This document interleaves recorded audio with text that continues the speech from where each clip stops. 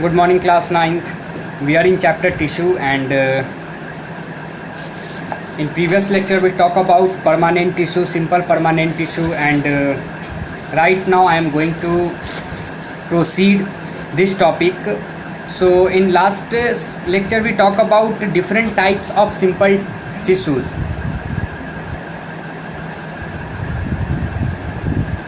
Parenchyma, collenchyma, sclerenchyma,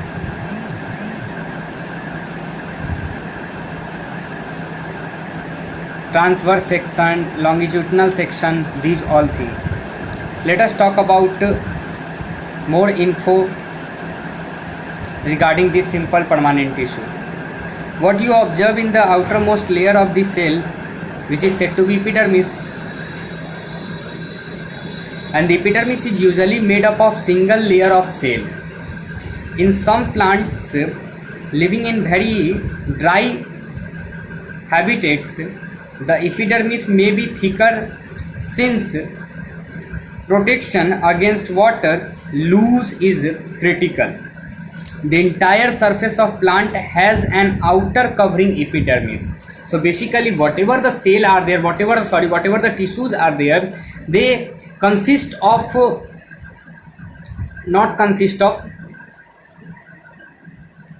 there is a outermost covering present on the surface of tissue, and which is said to be epidermis, that allowed or permit whatever the substance come or out inside the cell or outside the cell. Okay, it protect all the part of the plant also.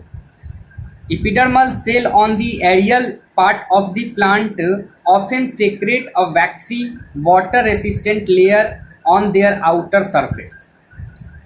This aids in protection against loss of water. Mechanical injury and infection by parasitic fungi, since it has a protective role of play. So because it play a protective role to play,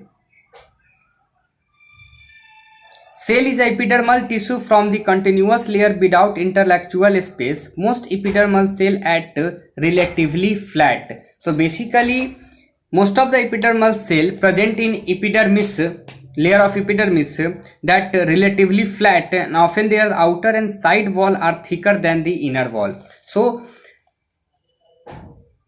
their outer side wall are thicker than the inner side wall. So these are the information regarding epidermis. You write down, you need to write down a short note about epidermis. Okay, what is epidermis? The outermost layer of a cell, which is said to be epidermis, and the epidermis is usually made up of single layer of cell. In some of the plants they are dry habitats, and they are thicker since protection against water of loss in a critical, and the entire surface of the plant has an outer covering of epidermis.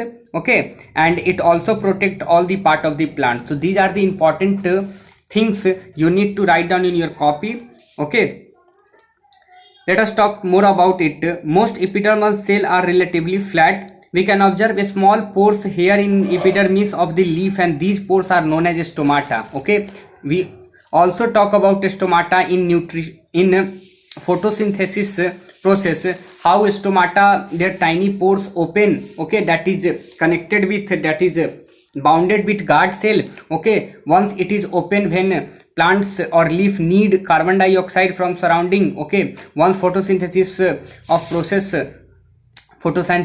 process done, then it close their guard cell. Let us see this figure carefully. Okay, so these are stomata, and guard cell are there. Okay, they are bounded by guard cell.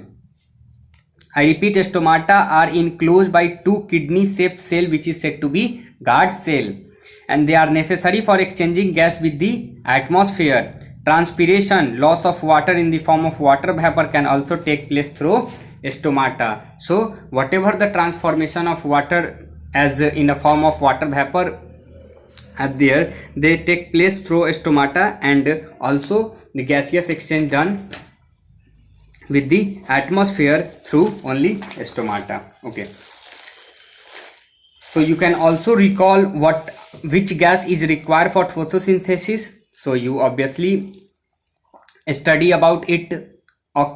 Carbon dioxide is needed for photosynthesis. Then after photosynthesis, product form which is oxygen. Okay, epidermal cell of the root whose function is water absorption commonly bear long hair like part of the greatly increase the total absorption surface area. So when you talk about epidermal, that is of root that have ability to absorb water from the soil. Okay, in some of the plant in a desert, in some plants like desert plants, epidermis has thicky waxy coating of chemical substance with waterproof quality on the outer surface.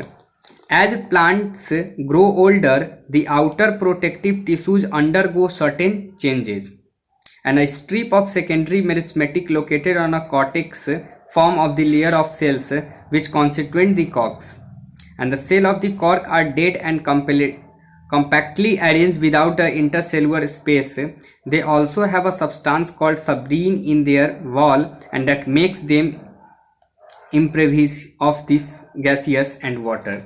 So whatever the exchange of gases done, these all done with the help of these epidermis and cork cell. Okay, you can also say that it is protective tissue. It is protective tissue because it protect whole part of the plant. Okay, so my main motto is that in this chapter, whatever my expectation are there from you, you need to read this chapter carefully, write a short note, and don't lift any sentence which are important, because if you lose one sentence, one important sentence, your concept is not interlinked with each other. Okay, so you need to talk about each and every aspect, whatever I taught you during classes, whatever you learn while reading the book. Okay, write down all these things in your notebook. Okay.